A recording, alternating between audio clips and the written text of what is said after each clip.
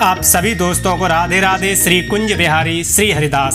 बंधु, हम सभी जानते हैं कि राधा अष्टमी के व्रत के बिना श्री कृष्ण जन्माष्टमी का व्रत एवं ठाकुर सेवा अधूरी मानी जाती है। जिस प्रकार सांझ के बिना सवेरा नहीं होता, ठीक उसी प्रकार राधा अष्टमी के जन्म उत्सव को मनाए बिना श्री कृष्ण जन्माष्टमी व्रत अधूरा माना जाता है।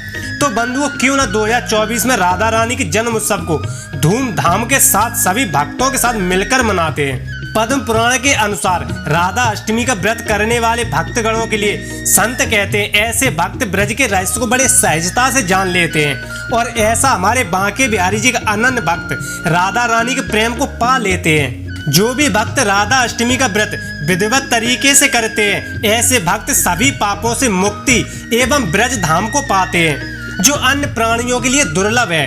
बंधु, इस वर्ष राधा अष्टमी का त्योहार आज यानी 11 सितंबर दिन बुधवार को श्री कृष्ण जन्माष्टमी के ठीक 16वें दिन भाद्र अष्टमी तिथि को राधा अष्टमी मनाई जाती है।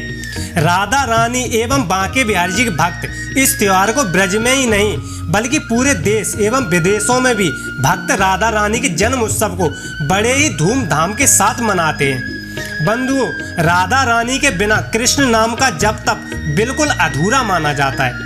इसीलिए तो मनुष्य के जन्म को सार्थक बनाने के लिए राधा रानी का जन्म श्री कृष्ण के जन्म के बाद 16वें दिन हुआ है और इन दो नामों में पूरी सृष्टि में अमन और निस्वार्थ प्रेम का बीज बोए गए हैं, जो जन्म जन्मांतर से चले आ रहे हैं। राधा अष्टमी के दिन श्रद्धालु बरसाना की ऊंची अटारी पर स्थित है। आपने भी देखा होगा, गहबर वन की भक्तजन परिक्रमा करते हैं। अष्टमी से कुछ दिन पूर्व से ही बरसाना में रात दिन काफी रौनक रहती है। भक्त राधा रानी के जन्मदिन की बधाइयां गाते हैं, खुशियां मनाई जाती हैं। राधा रानी को राधिका, वृषभान दुलारी, हरि प्रिया, ब्रजेश्वरी, ब्रजरानी, हृदयश्वरी, वृंदावनेश्वरी एवं हरिदास दुलारी के नामों से भी जाना जाता है, जो साक्षात मां लक्ष्मी जी का अवतार हैं। राधा रानी के सभी भक्त सप्तमी तिथि में सुबह से शुद्ध मन से व्रत रखते हैं। राधा रानी की प्रतिमा पंचामृत से महाअभिषेक कराकर राधा रानी का सुंदर श्रृंगार किया जाता है। राधा रानी की सोने या किसी अन्य धातु से बनी हुई सुंदर मूर्ति को विग्रह में स्थापित करते हैं। दोपहर के समय श्रद्धा और भक्ति भाव से राधा रानी की आराधना करते हैं। धूप दीप आदि से आरती करते हैं। आरती करने के बाद अंत में भोग भी लगाया जाता है। ऐसा कई संत महात्मा कहते हैं। बंधुओं, ग्रंथों में राधा अष्टमी के दिन राधा और कृष्ण की संयुक्त रूप से पूजा की जाती है। बंधुओं, वृंदावन, बरसाना एवं पूरे ब्रज मंडल में श्री कृष्ण जन्माष्टमी की तरह राधा अष्टमी एक बड़े त्योहार की तरह भक्तगण मनाते हैं। मथुरा, वृंदावन, बरसाना, रावल एवं माट के राधा रानी के मंदिरों में इसको जन्म उत्सव के रूप में मनाते हैं। दूर दूर से भजन मंडली आती हैं, सखी सहचरी नाचते हैं, गाते हैं। भक्तगण अपने अपने श्रद्धा भाव से खूब बधाइयां लौटाते हैं। और इसी प्रकार बंधुओं, बांके बिहारी मंदिर में लाली के जन्मदिन की खुशियां मनाई जाती हैं एवं आज ही के दिन हम सबके चाहते श्री बांके बिहारी जी महाराज को अपनी संगीत साधना से प्रकट करने वाले राधा रानी की प्रिय सखी ललिता देवी के अवतार अनन्य रसकाचार श्रोमणी स्वामी श्री हरिदास जी महाराज का भी जन्म उत्सव वृंदावन में बड़ी धूमधाम के साथ मनाते हैं। सभी भक्त स्वामी श्री हरिदास जी महाराज एवं राधा रानी के जन्मदिन की बधाइयां देने एवं बांके बिहारी जी ढोल नगाड़ों के साथ खूब नाचते गाते हुए निधवन आते स्वामी श्री हरिदास जी महाराज को जन्मदिन की बधाई देने के लिए। आज के दिन बांके बिहारी मंदिर में रासलीला का विशाल आयोजन होता है। देखिए बंधु, राधा नाम का अर्थ है जन्म जन्मांतर के पापों से मुक्ति एवं प्रेम मिलन, क्योंकि जब मनुष्य के जीवन में सच्चा प्रेम आता है फिर सुख दुख पाप पुण्य के सभी बंधनों से व्यक्ति मुक्त हो जाता है। बंधु, जिस प्रकार इंद्रदेव पानी के देवता माने जाते हैं, लेकिन इंद्रदेव के पास पानी भेजने वाले श्री कृष्ण मेरे बांके बिहारी जी हैं, उसी प्रकार बांके बिहारी जी प्रेम के सिंधु हैं, पर प्रेम के सिंधु को रस से भरने वाली हमारी राधा रानी हैं। संत महापुरुष कहते हैं कि राधा रानी की पूजा से, राधा नाम कीर्तन करने वाले भक्त से बांके बिहारी जी बहुत प्रसन्न होते हैं। और ऐसा ही पद्म पुराण में एक प्रसंग मिलता है जिसमें ब्रह्मा जी नारद जी को बता रहे हैं कि राधा अष्टमी का जो व्रत करता है उसे इस व्रत का पुण्य उस फल से 100 गुना अधिक है। एक व्यक्ति 1000 एकादशी उपवास करके प्राप्त करता है। राधा अष्टमी का व्रत मेरू पर्वत समान स्वर्ण दान करने से 100 गुना अधिक है। राधा अष्टमी व्रत को रखने से 1000 कन्यादान करने का पुण्य फल प्राप्त होता है। इस व्रत को करने से गंगा आदि तीर्थों में स्नान करने का पुण्य प्राप्त होता है। बंधु, कोई व्यक्ति यदि राधा अष्टमी व्रत बिना मन से भी कर लेता है, उसको एवं उसके परिवार के सदस्य भी राधा रानी के धाम को बड़ी सहजता से प्राप्त कर लेते हैं।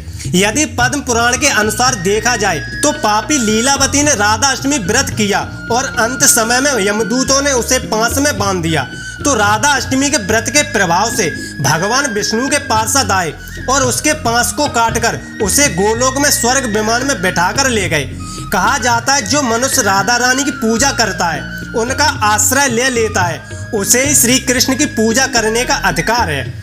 राधा अष्टमी का व्रत विशेष पुण्य प्राप्त कराने वाला व्रत है। बंधु, जिस प्रकार फैक्ट्री में काम करने वाले मजदूर को दिवाली पर बोनस मिलता है उसके मालिक द्वारा, ठीक उसी प्रकार वर्ष भर जो भक्त बांके बिहारी जी का मेरी राधा रानी का दर्शन एवं भजन कीर्तन करते, गुरु मंत्र का जाप करते, संत महापुरुष कहते हैं ठीक वैसे ही राधा अष्टमी त्योहार पर किशोरी जी अपनी सभी भक्तों को बोनस गिफ्ट करती हैं। राधा अष्टमी त्योहार को सभी कष्टों को दूर करने वाला भी बताया गया है। राधा रानी की इस दिन पूजा करने से श्री कृष्ण मेरे बांके बिहारी जी का भक्त को विशेष आशीर्वाद प्राप्त होता है। इस व्रत को रखने से व्यक्ति के जीवन में सुख समृद्धि बनी रहती है एवं भक्त के जीवन में उत्साह उमंग हमेशा बना रहता है। भक्त भय मुक्त हो जाता है। भक्त कभी गलत रास्ते पर नहीं चल सकता, भटक नहीं सकता।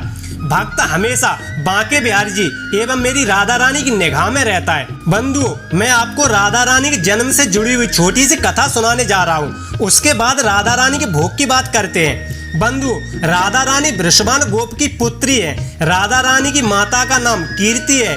पद्म पुराण में राधा जी को वृषभान की पुत्री बताया गया है। जिस ग्रंथ के अनुसार जब राजा यज्ञ के लिए खेत साफ कर रहे थे, भूमि साफ करते समय राधा रानी भूमि कन्या के रूप में मिली थी।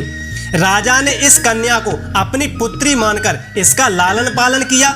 इसके साथ ही ये भी कथा मिलती है भगवान विष्णु ने श्री कृष्ण अवतार लेते समय अपने परिवार के अन्य सदस्यों से पृथ्वी पर अवतार लेने के लिए कहा था।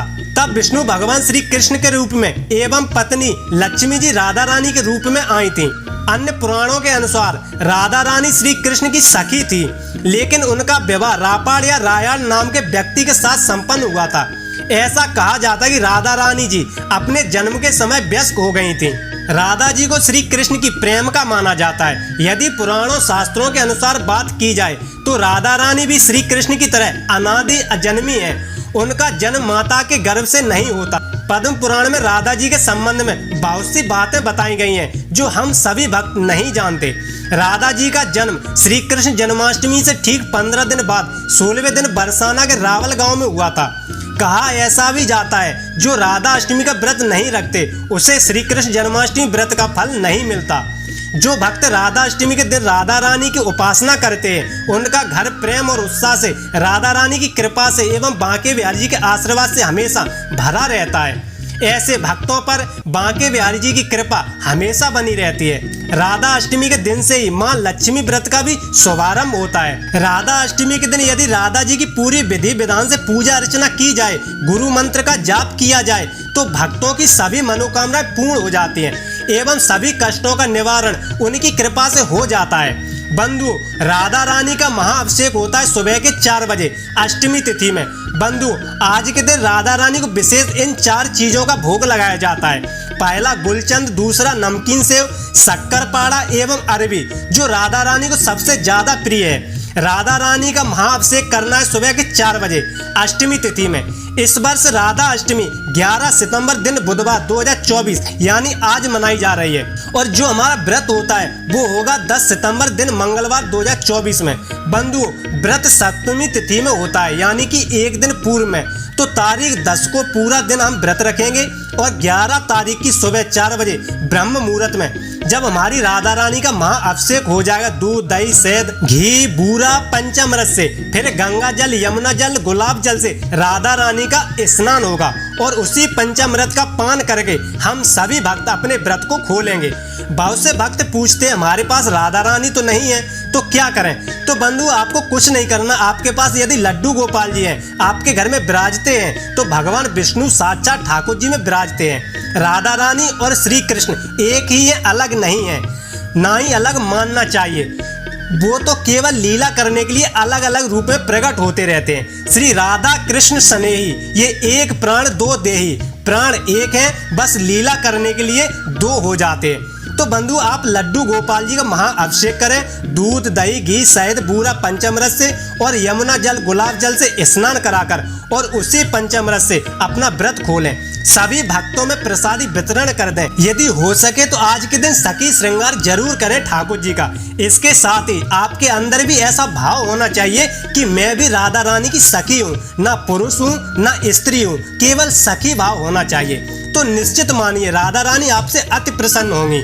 इस बात को आप नोट कर लीजिए। एवं पूड़ी सब्जी अच्छे अच्छे घर में व्यंजन बनाएं। राधा रानी को सबसे ज्यादा प्रिय अरबी की सब्जी है, भोग में आज अरबी जरूर बनाएं। यदि आप इस तरह भोग अर्पित करेंगे तो राधा रानी आपके द्वारा लगाए हुए भोग को जरूर स्वीकार करेंगी। बंधु राधा रानी उत्सव ठीक उसी प्रकार धूमधाम के साथ मनाना है जैसे श्री कृष्ण कन्हैया का मनाया था जन्माष्टमी पर उमंग उत्साह के साथ, वैसे ही। क्योंकि हमारी लाली को ऐसा नहीं लगने देना कि आप सभी भक्त लाला को ज्यादा प्रेम करते हो और लाली को कम। तो बंधु हमें लाली का जन्म उत्सव बड़ी धूमधाम के साथ मनाना है। बंधु हमारी राधा रानी को सबसे प्रिय नीला कलर है। श्री कृष्ण मेरे बांके बिहार जी नीलमणि हैं, श्याम वर्ण है, इसलिए राधा रानी को नीला रंग बहुत ज्यादा पसंद है।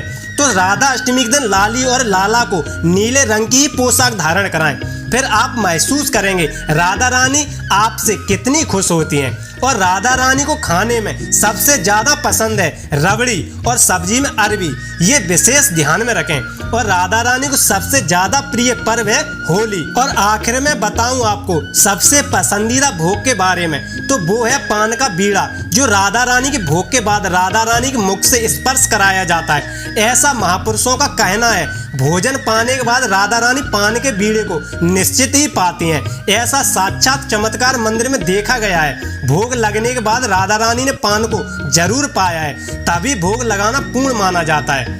तो बंधुओं वीडियो में बताई गई जानकारी यदि आपको पसंद आई हो, अच्छी लगी हो, तो वीडियो को लाइक, चैनल को सब्सक्राइब और हो सके तो आप लोग शेयर जरूर करें। धन्यवाद। और आपको राधा रानी के जन्म उत्सव की बहुत बहुत बधाई हो।